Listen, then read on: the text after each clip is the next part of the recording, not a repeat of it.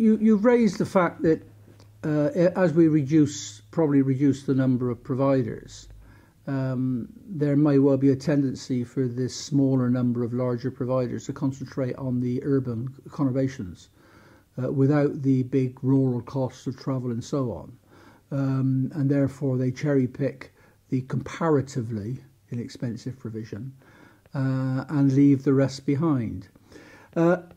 This always comes up, and there is a point there, but I don't really think it's one which cannot be solved. First of all, then I think it is for the Skills Funding Agency to make sure, as they commission and as they contract, that they do have contracts which do fully cover all geographical and sectoral areas of the country.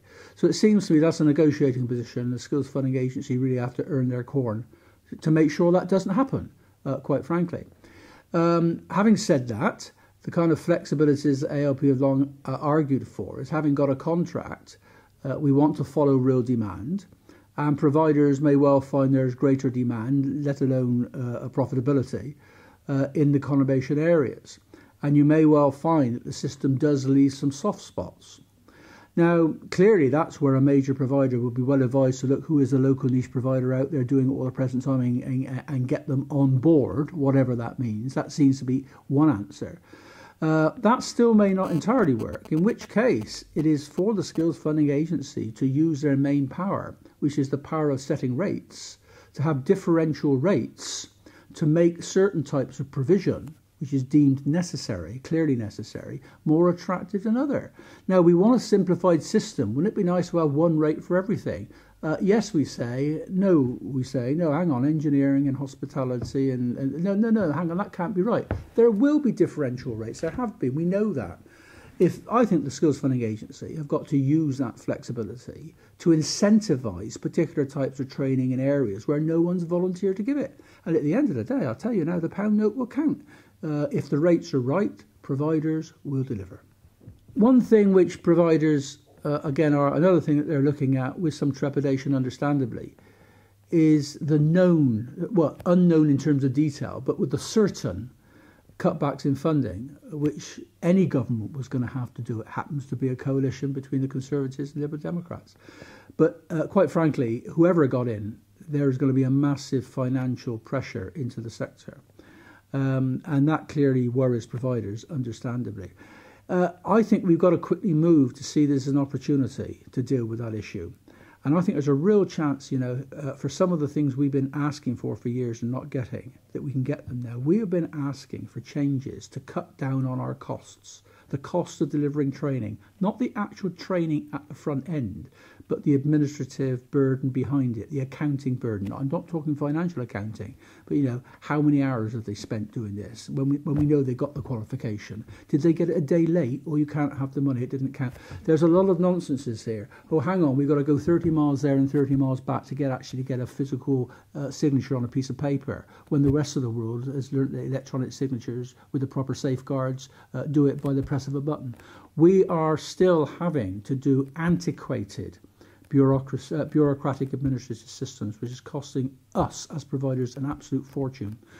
If we're going to have to start taking unit price hits, and we know we have, and I think because of the knowledge of what's going on in the country, probably agree we have to, then we can't take a hit on price when there are unnecessary costs in the system that we are not allowed to strip out.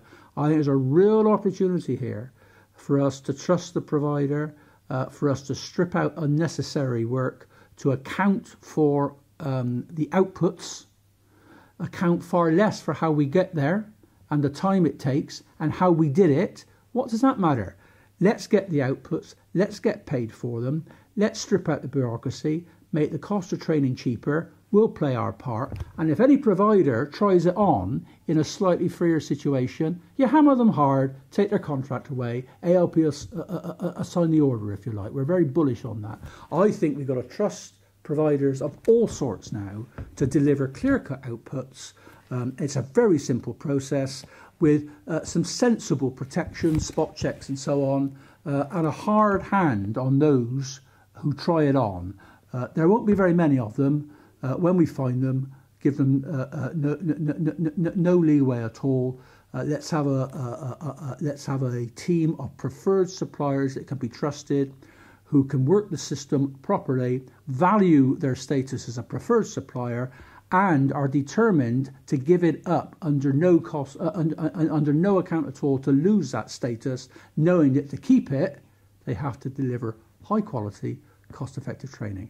I think some of the things that enable us to do that, we know we can do it, that we haven't had available to us, could, should, and must be made available to us now, in order to cope with the squeeze on government funding. And the last thing I'll say, which goes into that package, we have got to come up with a system, and quickly, a fair system, a uniform system, where across the board on employer-facing training, which is what we do, employers pay a reasonable and proper share of the costs of upskilling their workforce to make them future profits. We've got to crack that. Chris Banks has been working on this for some months. I've been part of that group. I'm hoping that the recommendations will come out shortly. And the new government will be as keen to act as the old government who set it up. And we can move to a situation where there is a far more effective sharing of the costs between the state, the employer, and indeed in some cases, the individual. Get all that lot right, and we can make sense of all this.